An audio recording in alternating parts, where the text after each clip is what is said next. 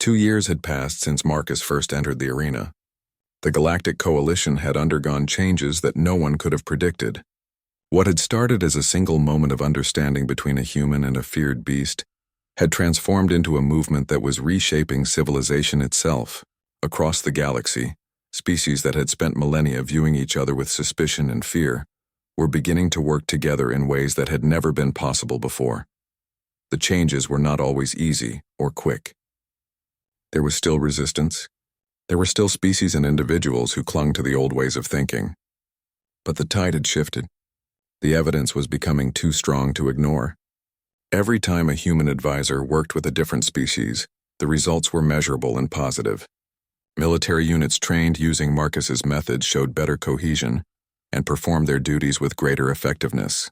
Diplomatic teams that included human members were achieving peaceful resolutions to conflicts that had seemed impossible to solve. Scientific research teams that partnered with humans made discoveries faster than they had ever made them before. Vincent received a communication one morning that changed everything again.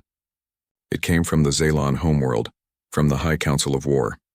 The message was simple, but its implications were enormous. The Zalon had made a decision. They wanted to establish a new position in the coalition government. They wanted to create the office of Ambassador of Peace. They wanted to offer this position to a human. They wanted to offer it to Marcus. Marcus was on Cordis Prime when the message arrived. He was teaching a new class of cadets, helping them understand the principles of connection and recognition. When Vincent told him about the offer, Marcus sat in silence for a long time before responding. "I am not a politician," Marcus said finally. "I am not a diplomat. I am someone who learned to see a creature that others feared and to recognize it as valuable. I do not know if I can do that on a governmental scale. Neither did I think you could do it in an arena." Vincent replied, "But you did.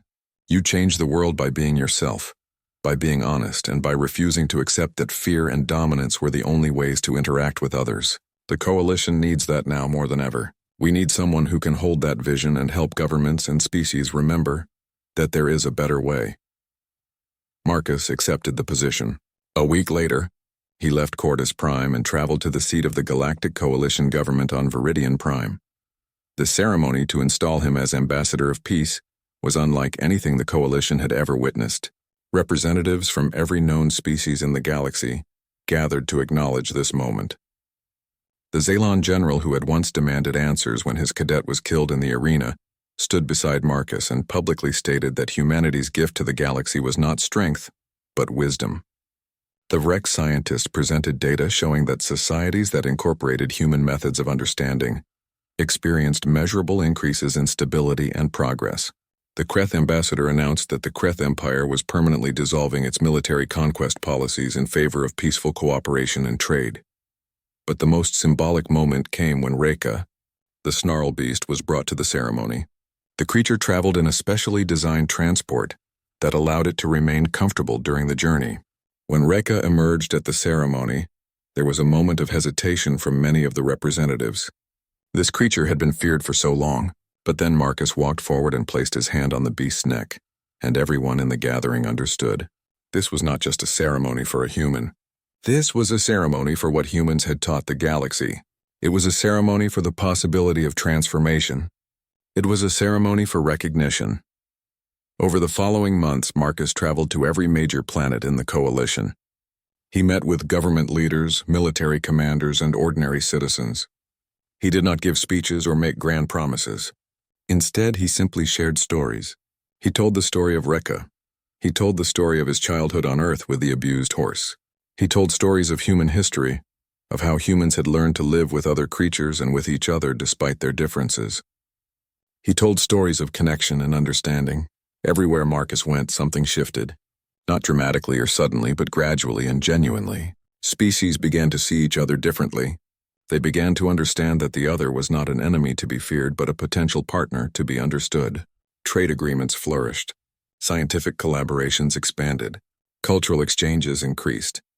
Young cadets from different species began to form genuine friendships instead of competitive rivalries. 2 years into Marcus's tenure as Ambassador of Peace, something remarkable happened. A conflict that had been brewing between two minor species on the edge of Coalition space came to the brink of war. The two species, the Threll and the Korvac, had been disputing over territorial rights for decades. Neither side would back down. Neither side could see any value in the other. The traditional diplomatic routes had failed. War seemed inevitable. Marcus traveled to the disputed region with a small team. He requested a meeting with the leaders of both species. The meeting took place in a neutral location, on a small moon that belonged to neither party. The Threll commander arrived first, along with his military advisors. The Korvac leader arrived later, accompanied by her strategic officers. They sat across from each other with visible hostility and distrust. Marcus did not begin with negotiations or debate. Instead, he asked them a simple question. "Tell me about yourselves," he said. "Not about your claims to the territory. Not about your military strength. Tell me about who you are as beings. Tell me about what your species values. Tell me about what you have lost and what you hope to gain." The Threll commander was initially resistant. He had come expecting confrontation and debate. Instead, he found himself being asked to reveal something personal and genuine. After a moment of hesitation, he began to speak. He spoke about his people's history of displacement. He spoke about the fear that if they lost this territory, they would lose everything. He spoke about the grief that came from feeling invisible and unvalued in the galaxy. The Korvac leader listened to this. When it came her turn to speak, she revealed something similar. Her people had also experienced displacement. They too felt threatened and afraid. They too wanted to be seen and valued. As the two leaders spoke, something began to happen. They started to see each other not as enemies or rivals, but as beings who had experienced similar suffering. The conflict was not really about territory at all. It was about fear and the need to be recognized as important and valuable. By the end of the conversation, the two leaders had not solved the territorial dispute, but they had begun to see a path forward that did not involve war. They began to discuss ways to share the territory, to cooperate rather than compete, to use the resources together in a way that would benefit both species. 3 months later, the two species signed an agreement of cooperation that became a model for how other conflicts in the coalition could be resolved. Instead of fighting over resources, species began to pool resources. Instead of viewing each other as competitors, they began to view each other as partners. The dispute that should have become a war became the beginning of a new alliance. Vincent received news of this development while he was meeting with the Coalition Council. When he heard the details, he understood that something fundamental had shifted. Marcus had not solved the conflict by imposing a solution or using political power. Marcus had solved it by helping the two species recognize each other's pain and value. He had done what humans had always done best. He had helped others see the truth about themselves and about each other. That evening, Vincent sent a message to Marcus. The message was brief. It simply said, "You have done it again. You have shown the galaxy that understanding is more powerful than anything else." Marcus was on a spacecraft traveling between worlds when he received the message. He was looking out at the stars, at the vast expanse of space that humanity had only recently begun to explore. He thought about how far his species had come. He thought about how humans had started on a single planet, learning to live with the creatures around them, learning to understand each other despite their differences. Now that same gift was helping an entire galaxy learn to do the same. Rekka was with him on the ship. The beast spent much of its time sleeping now, content and at peace. The creature that had once been called the Snarl Beast, the death beast that had never bowed to anyone, was now a symbol of hope and transformation across 1,000 worlds. Marcus reached out and stroked Rekka's scales gently. The beast opened its eyes and made that familiar sound, the one that meant recognition and connection. In that moment, Marcus understood the true meaning of what had begun in that arena 2 years ago. It was not about winning or losing. It was not about dominance or submission. It was about the simple and profound act of seeing another being, truly seeing them and helping them know that they mattered, that they were valued, that they were worthy of respect and recognition. And in teaching the galaxy this lesson, humanity had found its true place among the stars. 1 year had passed since Marcus walked into the arena. The Galactic Military Academy on Cortus Prime had transformed completely. The building that had once been a place of fear and dominance had become a place of learning and understanding.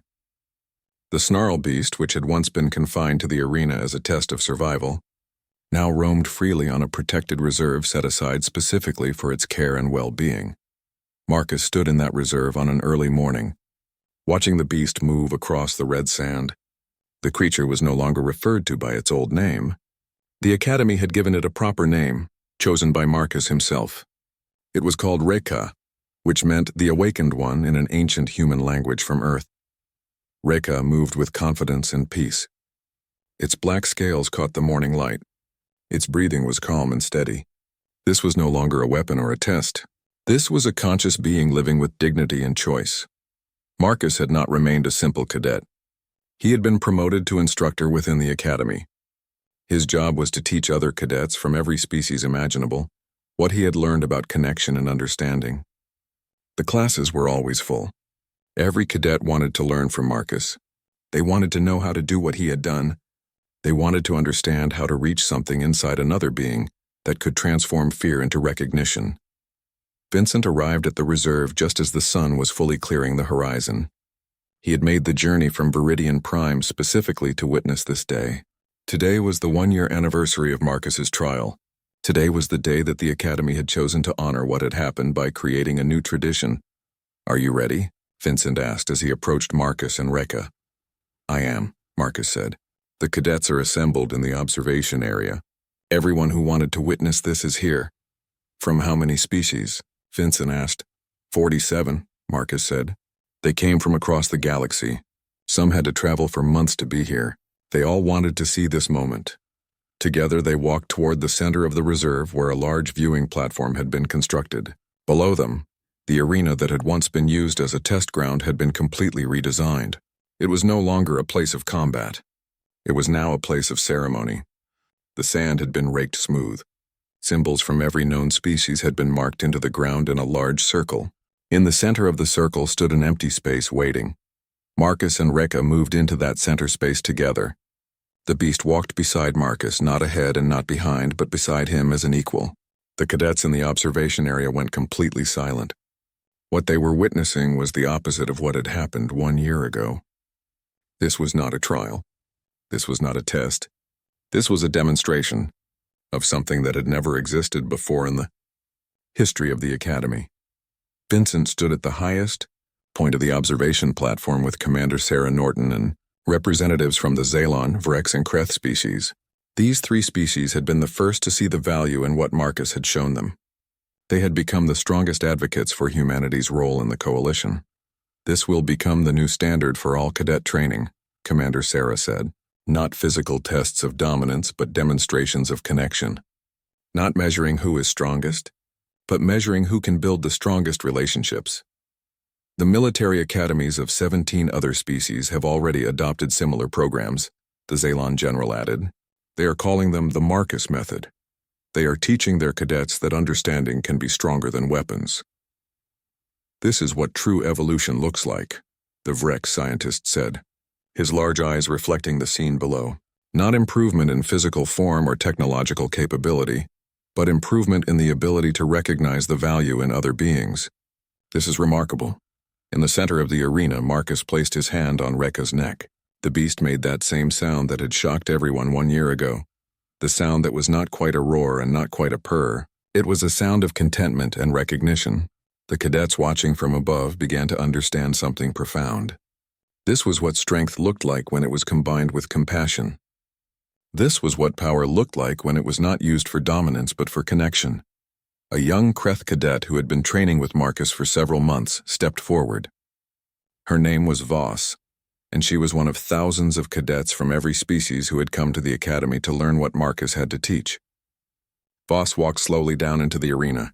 She moved with the same calm confidence that Marcus had shown 1 year ago. "I'm going to attempt what Marcus accomplished," Voss announced, her voice carrying through the observation area. "I am going to demonstrate that connection is not unique to humans.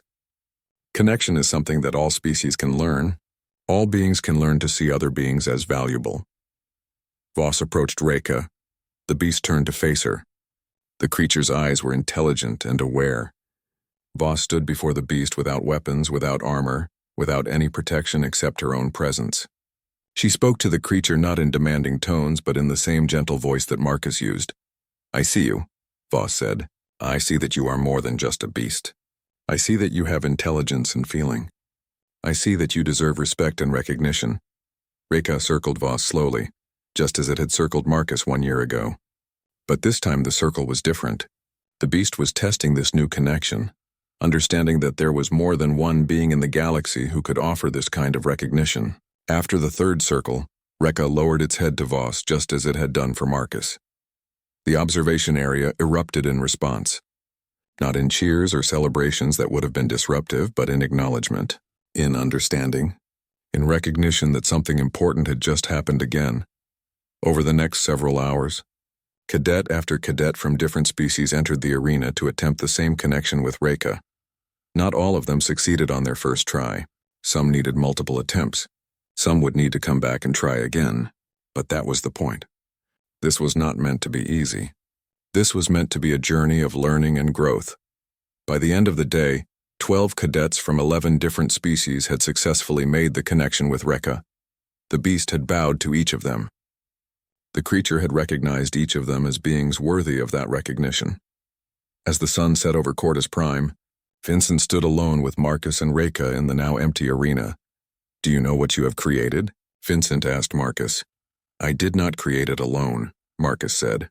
"The beast created it with me. The Academy created it by being willing to change. All the species created it by being willing to learn something different." "You have created hope," Vincent said simply. "For the first time in the history of the Galactic Coalition, there is real hope that different species can live together not through treaties and agreements, but through genuine understanding and respect." Reka nuzzled Marcus's shoulder gently. The beast had become a symbol of transformation. It had become a symbol of what was possible when beings chose connection over conflict. The Academy had renamed the entire training program. It was no longer called the Trial of the Snarl Beast, it was now called the Trial of Recognition. The purpose was no longer to test who was strong enough to survive. The purpose was now to teach every cadet that true strength came from the ability to see and honor the value in every living being. As darkness fell across the desert and stars began to appear in the sky above, Marcus, Reka, and Vincent stood together in the center of the arena. Around them were the symbols of every species in the coalition, marking the circle where a new era had begun. The message had spread across 1,000 worlds. It had traveled through every military academy and every government building. It had reached every being in the galaxy. The message was simple but profound. Humanity had not come to the stars to conquer or to dominate. Humanity had come to teach a lesson that no other species had learned. Humanity had come to show that the greatest power was not the power to destroy, but the power to recognize and value the light that existed in every conscious being. The snarl beast no longer snarled. The death beast had become the awakened beast, and in becoming that, it had helped awaken something in the entire galaxy. It had helped awaken the understanding that there was a better way. There had always been a better way. It had just taken a human named Marcus and a creature named Reka to show it to the stars. 3 months had passed since Marcus walked into the arena. In that time, the story of what happened had spread across the entire Galactic Coalition.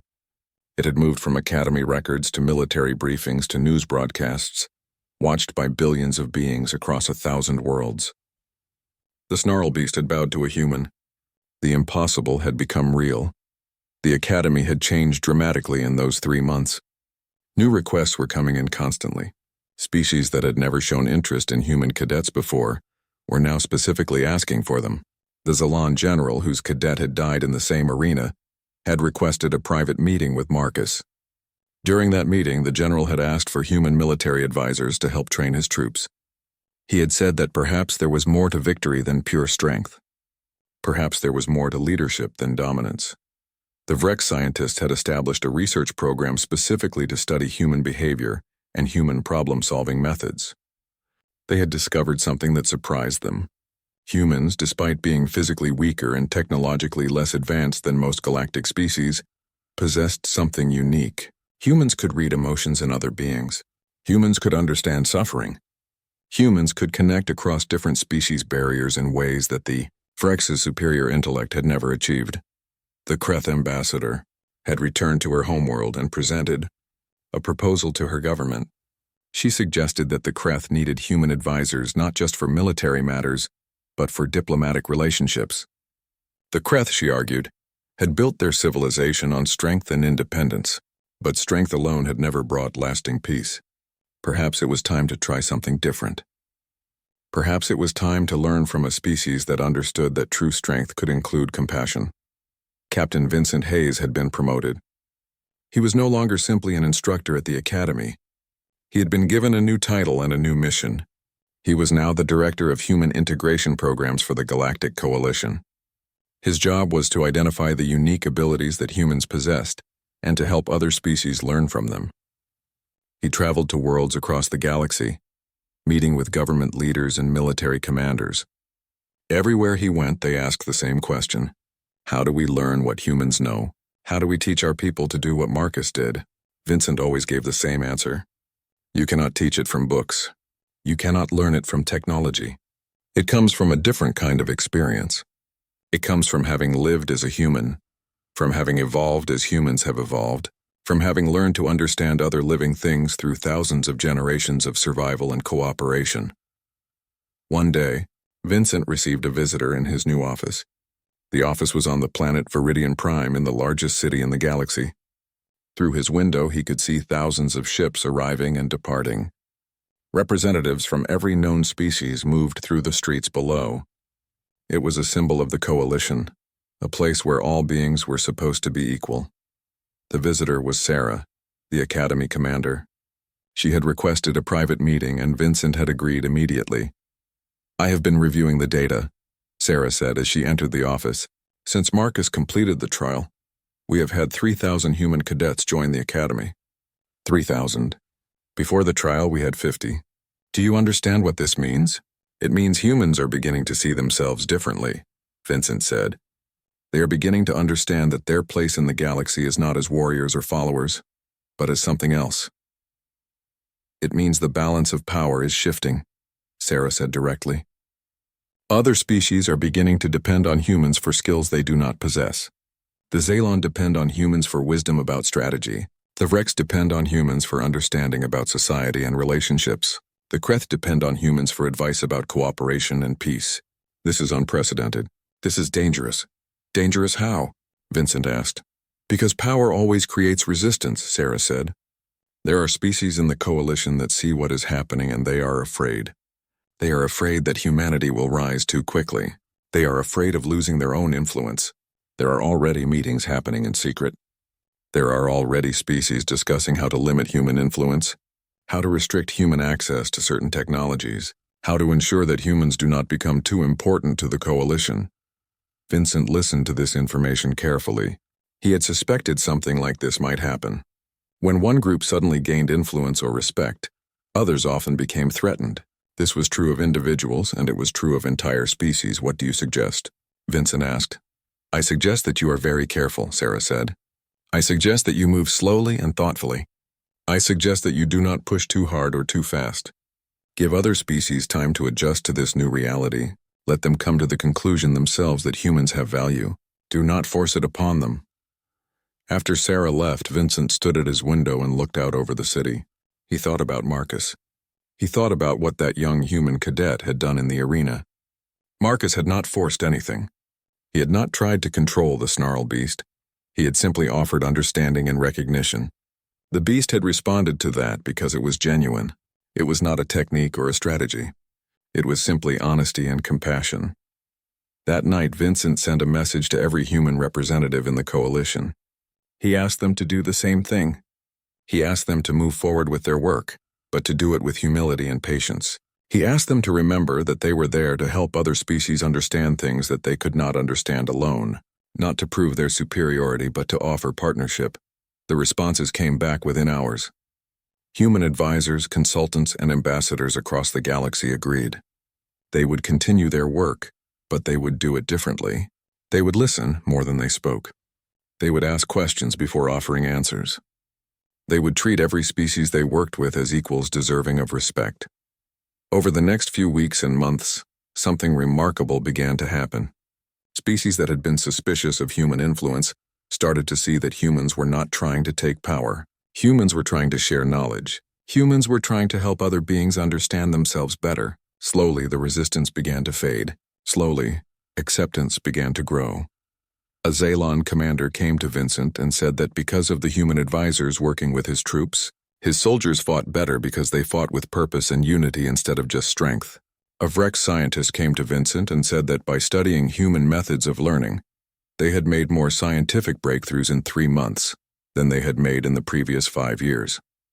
A Kreth leader came to Vincent and said that by learning human approaches to problem solving, the Kreth had been able to form peaceful trade agreements with their ancient enemies. The power that humans had gained was real, but it was not the kind of power that other species had feared.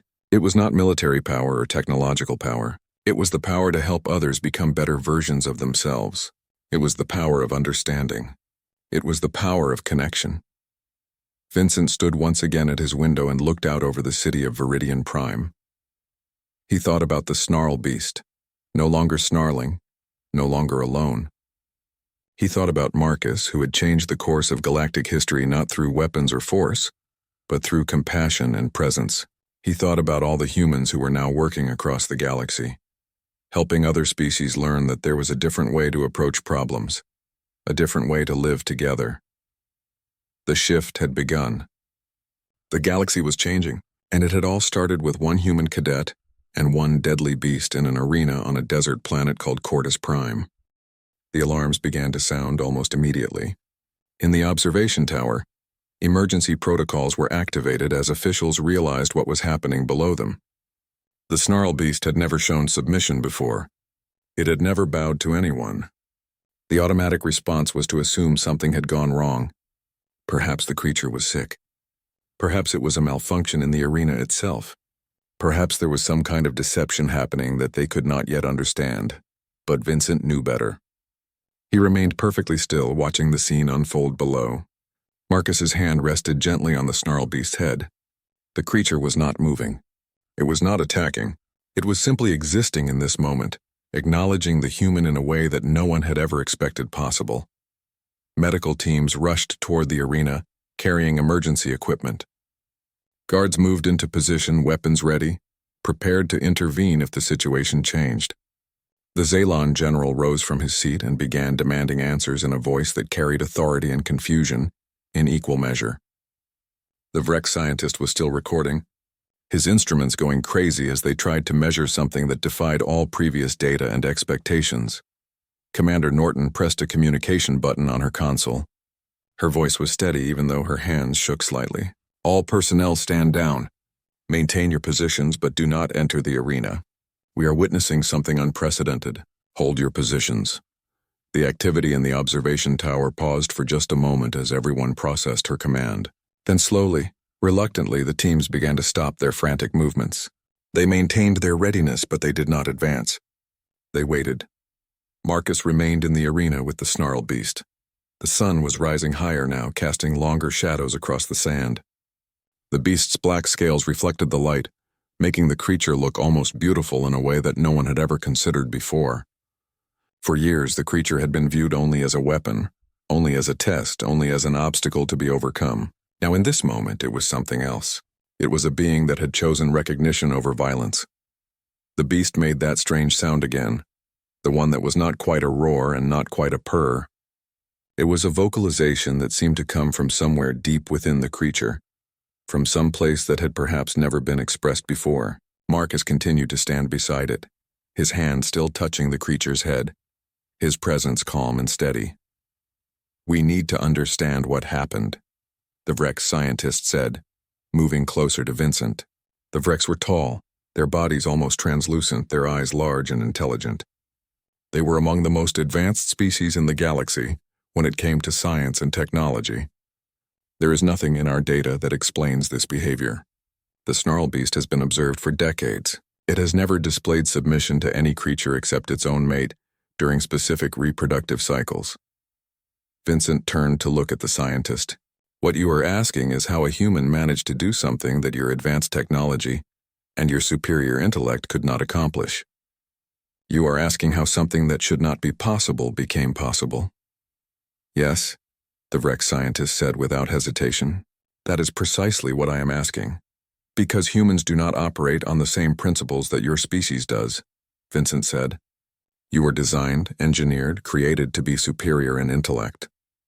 You can understand complex systems and technology, but you do not understand connection in the way that humans do. Humans evolved for millions of years learning to understand other creatures. They learned to live with animals, to work with them, to create bonds with them. This is not technology. This is not intelligence in the way you measure it. This is something different. The Zalon general approached Vincent from his other side. He was massive, his body covered in muscle, his presence commanding. "This is unacceptable," the general said. "My cadet died in this arena. Many cadets have died here. And now we discover that the beast can be controlled? That it can be made to submit? This changes everything about this academy. This changes everything about how we train soldiers." "Yes," Vincent agreed. "It does change everything." Below them in the arena, Marcus finally stepped back from the snarl beast. He moved slowly, giving the creature space, never turning his back to it, never showing fear or aggression. The beast watched him move but did not follow. It simply remained where it was, its head still lowered slightly, its breathing slow and calm. Marcus walked toward the center of the arena where there was a communication system. He pressed the button that connected to the observation tower. "Sir," he said, his voice coming through the speakers, "I believe the trial is complete. The beast and I have reached an understanding." There was silence in the observation tower for several long seconds. Then Commander Norton moved forward. She pressed her own communication button. "Cadet Marcus, please exit the arena slowly and carefully." "Well done." As Marcus walked toward the arena exit, the snarl beast did something that made everyone in the observation tower catch their breath. The creature turned to watch him leave. It watched him walk all the way to the gate, and only when Marcus had completely exited the arena did the beast lie down on the sand, its body relaxing completely, its posture one of rest and contentment rather than aggression or preparation. The Kreth ambassador, who had remained silent until this moment, finally spoke. "The implications of this are enormous. If the beast can be controlled this way, then perhaps we have been misunderstanding the nature of dominance itself. Perhaps we have been confusing control with something else entirely." Medical teams moved forward to check on Marcus as he exited the arena. His vital signs were completely normal. His heart rate was elevated but not dangerously so. He showed no signs of injury or trauma. He walked calmly, almost peacefully, as if he had just completed a simple task rather than something that had been considered impossible.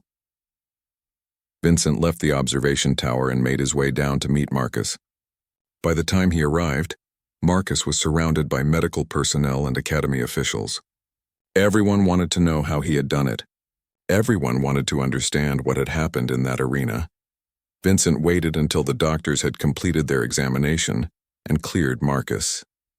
Then he approached the young human cadet. "What were you thinking in there?"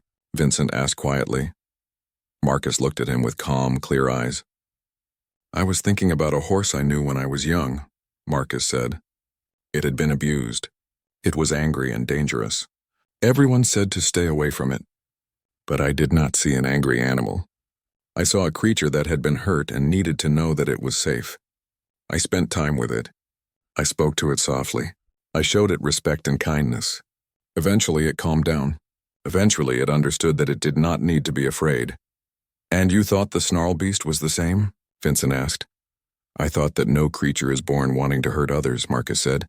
"It becomes that way because it has learned to be afraid or to be aggressive. I thought that if I could show the beast that it did not need to be those things, if I could make it understand that it was valued, then maybe it could be something different." Vincent nodded slowly. This was wisdom that came from a different kind of knowledge than what was taught in military academies. This was wisdom that came from understanding life itself, from understanding the connections between all living things. "You have changed the academy today, cadet," Vincent said. "You have changed something much larger than just this test." As they spoke in the arena, the snarl beast lay peacefully on the sand, no longer snarling, no longer afraid, no longer alone. The sun had not yet risen when Marcus arrived at the arena. The sky above Quartus Prime was still dark, filled with stars that looked like tiny fires burning in the void. The temperature was cold at this hour, and Marcus could see his breath in front of his face. He wore the standard white cadet uniform, no weapons, no armor, nothing to protect him except his own body and his own mind. The guards at the arena entrance looked at him with expressions that were difficult to read. They had seen many cadets come to face the snarl beast. Most of them had been much larger than this human. Most of them had arrived with confidence or arrogance. This one simply looked calm. He looked like a man walking to meet something important, not something that would kill him. Captain Vincent Hayes stood in the observation tower with Commander Norton and several high-ranking military officials from other species. A Zalon general was there, observing to ensure the Academy was treating his people fairly. A Vrek scientist was recording the trial, measuring everything. A Kreth ambassador stood with her arms folded, her armor reflecting the emergency lights of the arena. They all turned to watch as Marcus entered the sand-covered ground below them. The beast was released. The snarl beast emerged from its holding chamber like a nightmare made flesh. Its scales caught the first rays of sunlight just beginning to appear on the horizon. It was every bit as massive and terrifying as the records had described. The creature stretched its body, testing its muscles after the night of confinement, its eyes fixed on Marcus immediately. The beast knew what this was. It had done this many times before. This was the time when food came to the arena. This was the time when the creature fed. The beast began to move slowly toward Marcus. It did not rush. It did not seem afraid of this small human. Why would it be afraid? The creature had never lost. It had never been injured by any cadet who had entered this arena. It moved with the confidence of something that had conquered everything it had ever faced. Marcus did not run. This was the moment that made everyone in the observation tower lean forward. Every species watching had expected the human to run. They had seen fear before in countless cadets. They had watched soldiers flee when they realized that no amount of training could save them. But Marcus stood where he was and simply waited. The snarl beast quickened its pace. It was no longer cautious. The creature could smell the human now, could sense the life force before it. It opened its massive mouth, revealing teeth like white daggers. It released a roar that shook the entire arena. The sound was so loud that several monitors in the observation tower flickered and went offline for just a moment. The roar was supposed to break courage. It was supposed to make prey submit before the hunt even truly began. Marcus did not flinch. The beast charged. It covered the distance across the sand in massive strides. It was running at full speed now, ready to tear into this human with all the force of its considerable body. Everyone in the observation tower held their breath. The Zalon general began taking notes. The Vrek scientist was recording everything. Commander Norton's hands had clenched into fists. Marcus took a single step to the side. It was a small movement, almost casual, but it was perfectly timed. As the snarl beast lunged with its claws extended, Marcus moved his body out of the way. He did not fight the creature's momentum. Instead, he placed his hand firmly on the beast's neck and moved with it, guiding the creature's own force past his body. The beast's claws raked through empty air. The creature's teeth snapped down on nothing but sand. The snarl beast stumbled. For the first time in the history of the Academy, the beast had been confused. It was not used to prey that did not run or fight back. It was not accustomed to anything other than direct confrontation. The beast turned quickly, recovering from its stumble, and prepared to attack again. But Marcus was not trying to hurt it. He was not even trying to defend himself in the traditional sense. He was speaking to it. Marcus's voice was low and steady. He did not shout. He did not use the aggressive tones that military personnel usually used when giving commands. Instead, he spoke to the snarl beast as if he was speaking to a conscious being, an intelligence that deserved respect and acknowledgement. "I see you," Marcus said simply. "I see your strength. I see that you have survived things that would have killed ordinary creatures. I see that you are not just a weapon. You are something more." The words meant nothing to the beast in any literal sense. The creature's brain was not wired to understand human language in that way, but something in the tone carried meaning. The snarl beast circled Marcus slowly now, its initial rage beginning to shift into something else. Curiosity, perhaps. Confusion, certainly.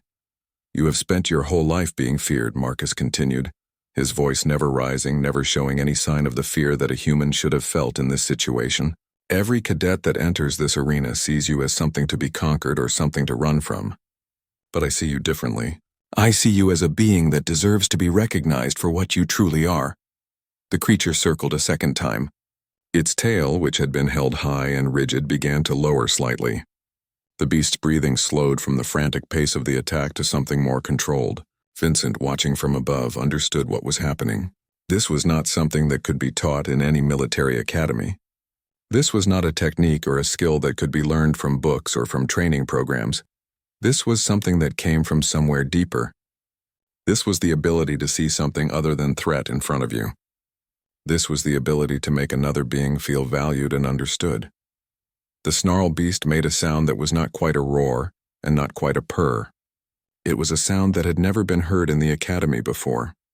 The creature approached Marcus slowly, and instead of attacking, it lowered its massive head. It was not an aggressive posture. It was something that the ancient scholars had read about in old texts but never actually witnessed. The snarl beast was bowing. In the observation tower, there was complete silence.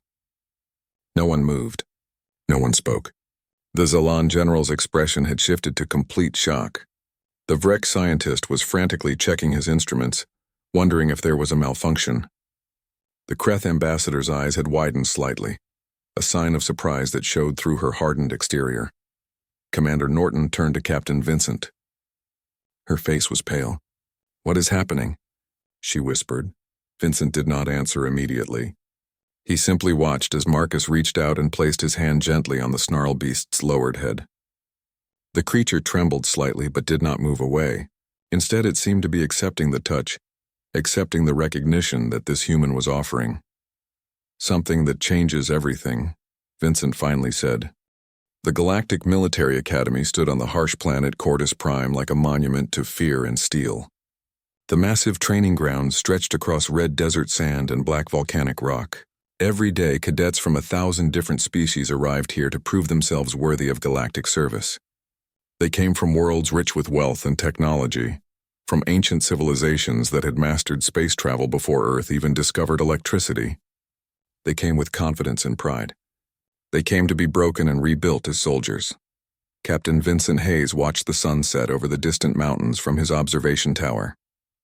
He had served at the academy for 15 years, and in that time, he had seen every kind of cadet fail the same test. His job was to prepare them, but more importantly, his job was to watch them confront the thing that scared them most. Not death itself, but the fear that they were not enough. That their strength, their speed, their intelligence, their armor, and their weapons would all prove useless against a force of pure animal rage. That force had a name. The snarl beast. The creature was kept in a specialized arena at the south end of the academy grounds. It stood 12 feet tall when it reared up on its hind legs. Its scales were black as the deepest space, smooth as polished obsidian but sharper than any blade. Its claws could tear through reinforced military armor. Its teeth could bite through bone and steel alike. Its roar was legendary. Soldiers from every corner of the galaxy who had heard that roar swore it could shatter your spine, just from the sound waves alone. The beast had never bowed to any cadet, not a single one in the entire history of the academy. Vincent reviewed the day's results as he stood at the window. 5 cadets had faced the beast today. 5 cadets had been carried away by medical teams. A Zalan cadet, genetically engineered for superhuman strength, had lasted exactly 47 seconds before the beast's teeth found his neck. A Vrex cadet, whose species possessed advanced intelligence and could operate complex technology with their minds alone, had tried to use mind control. The beast had no brain to control in that way. It was pure instinct and hunger. A Kreth cadet, whose body was covered in armor-like skin and whose species had conquered 17 planets through military might alone, had fought back with everything he had.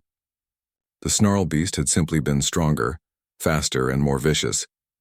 3 humans had also attempted the trial this year. The first 2 had not lasted more than 20 seconds each. Humans were smaller than most galactic species. They were physically weaker. They had no natural armor, no claws, no exoskeletons, no energy weapons implanted in their bodies. By every measurable standard, humans should have been eliminated from this academy long ago. But they kept coming back. They kept trying. Vincent had noticed this about humanity. They failed and returned. They were broken and rebuilt themselves. They seemed to understand something that the other species had not yet grasped. The Academy Administrator, Commander Sarah Norton, found Vincent in the tower as the light faded from the sky. She was a tall woman from a planet called Viridian Prime, whose people had ruled their star system for over 10,000 years. She climbed the stairs slowly, her breathing steady and controlled. "The Zalon General is demanding answers," she said without greeting. "His cadet was killed today. He wants to know if the beast is being maintained properly, if it is being fed, if it is being treated fairly.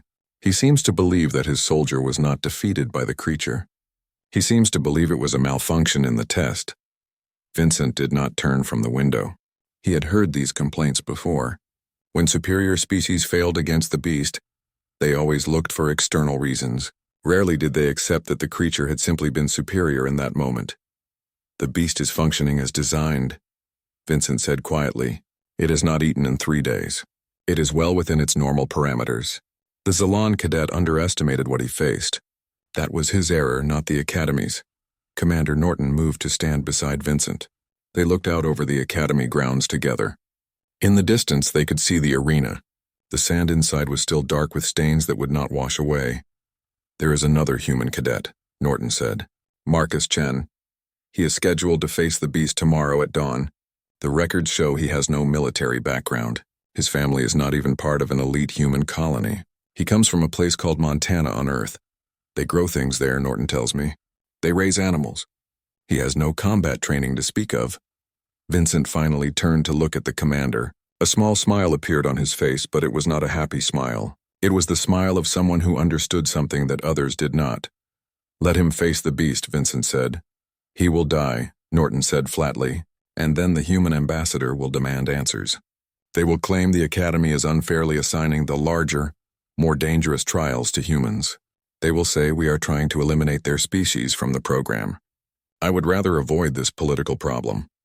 If we stop the trial because he might die, then we admit that we know the outcome in advance," Vincent said. "We admit that some species are destined to fail. I do not believe that is true, and neither do you, or you would not have asked me about this cadet specifically. You would have simply canceled his trial." Commander Norton was quiet for a long moment. The red sun sank lower on the horizon. Stars began to appear in the darkening sky. Somewhere in the Academy compound, thousands of cadets from every species imaginable prepared for sleep, and one human cadet from Montana prepared to face something that had never shown mercy. Never learned to hesitate and never bowed to anyone. "What do you think will happen?" Norton asked finally. Vincent returned his gaze to the distant arena. The floodlights were beginning to come on as darkness fell across Cordis Prime. In the arena, guards were moving around, making sure the barriers were secure, making sure there was no way for the beast to escape. They did this every night, whether the beast would be used the next day or not. "I think," Vincent said slowly, "we are about to see something we have never seen before." Tomorrow morning, the sun would rise over Cordis Prime. Marcus from Montana would walk into that arena. The snarl beast would roar, and something would change. Vincent was certain of this. He could not explain why. He could not point to any logical reason for his certainty, but he had spent 15 years watching cadets from every advanced species in the galaxy fail against the same opponent. He had learned to notice when something was different. He had learned to recognize when something unexpected was about to happen, and Marcus Chen was different.